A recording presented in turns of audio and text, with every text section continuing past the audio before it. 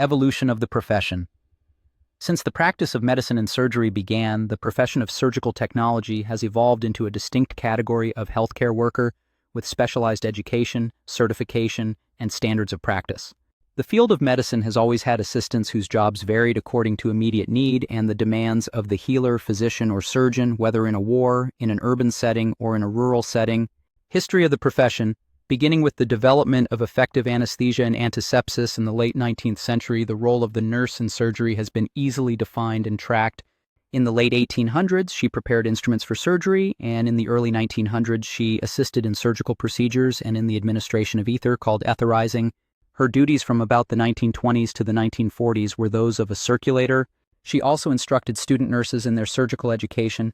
Often the operating room supervisor was the only graduate nurse in surgery, and it was her duty to oversee the student nurses as they completed their rotation in surgery.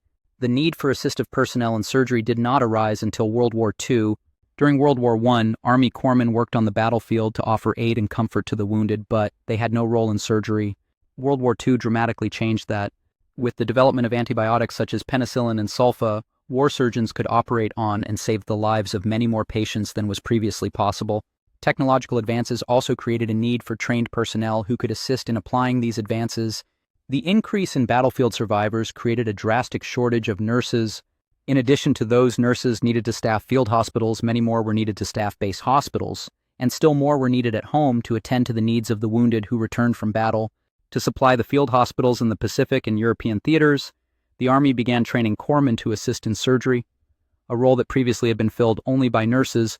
By this time, however, corpsmen were expected to administer anesthesia and also act as the first assistant to the surgeon. When nurses were not available, such as on combat ships where women were not allowed, corpsmen worked under the direct supervision of the surgeon.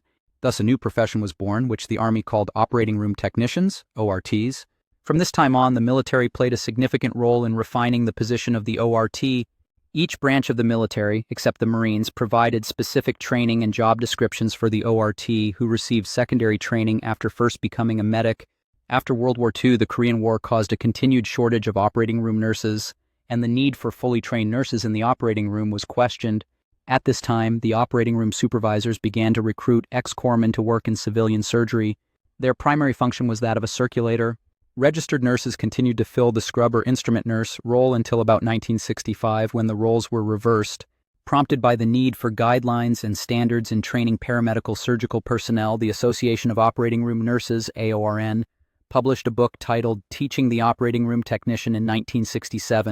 In 1968, the AORN Board of Directors created the Association of Operating Room Technicians, AORT. In its early years, the AORT was governed by the joint AORN-AORT Advisory Board. During this time, the ORT received his or her training only on the job. Formal training for the civilian ORT began in proprietary schools across the United States around this time.